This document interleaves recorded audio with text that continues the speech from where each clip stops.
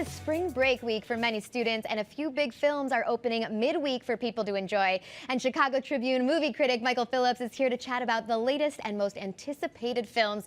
Good morning, Michael. Good morning. How are you? I'm really well. You're here to break it all down for us, like always. That's right. We got two good ones, actually, to talk about. So let's start with Wes Anderson's Isle of Dogs. I hadn't heard of this. Isle of Dogs. So this is the second stop-motion animation feature that Wes Anderson has made, and he recently did the Grand Budapest Hotel. This is set 20 years in the future on an archipelago off Tokyo and Japan, and it's a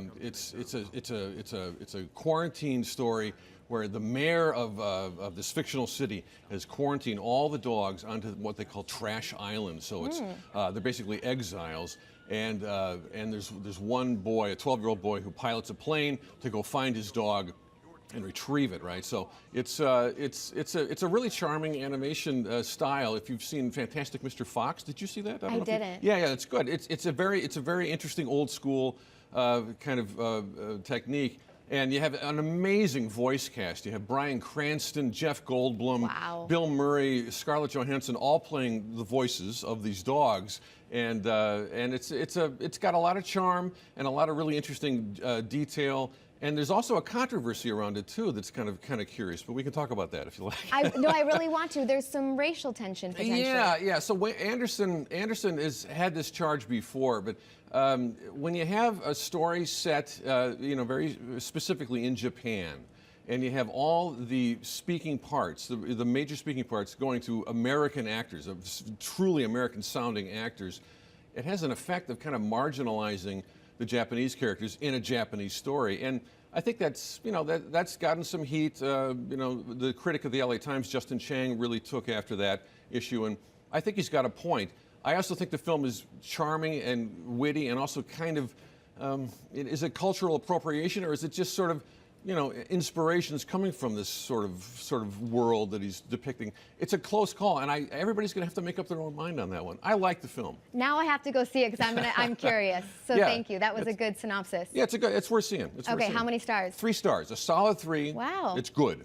Okay. And then the other big one is opening on Thursday, which is a rare opening day, but Steven Spielberg's Ready Player One. Yeah, it's a strange week this week, because you have Isle of Dogs today on Wednesday, and then tomorrow Ready Player One. And this is another futuristic story. Yeah. It's set in 2045, and everyone in this world of the near future is hooked on this virtual reality world of the Oasis, where you can game for hours and hours and hours. And the plot is simply that the Steve Jobs type genius who created this tech world has developed this contest where you have to find 3 keys by playing different games and winning, and then the winner gets zillions of dollars and control of this somewhat sinister alternate reality universe. And Mark Rylance, a wonderful actor, plays this Willy Wonka type character.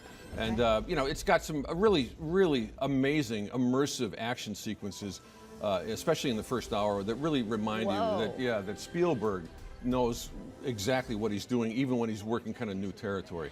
So we're seeing a little bit of the film right now where I'm obviously not wearing 3D glasses, and I felt kind of immersed in it. Right. But people are divided. Yeah, I mean, I like the film. The first hour is really terrific fun, I think. And then the movie really leans heavy on, there's long sequences where the players have to kind of work their way through all these different movie worlds. So there's like a 5-minute sequence where they have to be in the film The Shining, right? Oh. So they're dealing with bloody elevators and these creepy twins and all that. And I think there's going to be some 14, 15-year-olds in the audience for Ready Player One that are going to be like, what? Like what's going on here? And there's a Breakfast Club gag, and then there's Chucky from Child's Play shows up, and the reason this movie is good, not great, is that Spielberg, in his best, I think, didn't worry so much about the references. When you think of E.T., nice.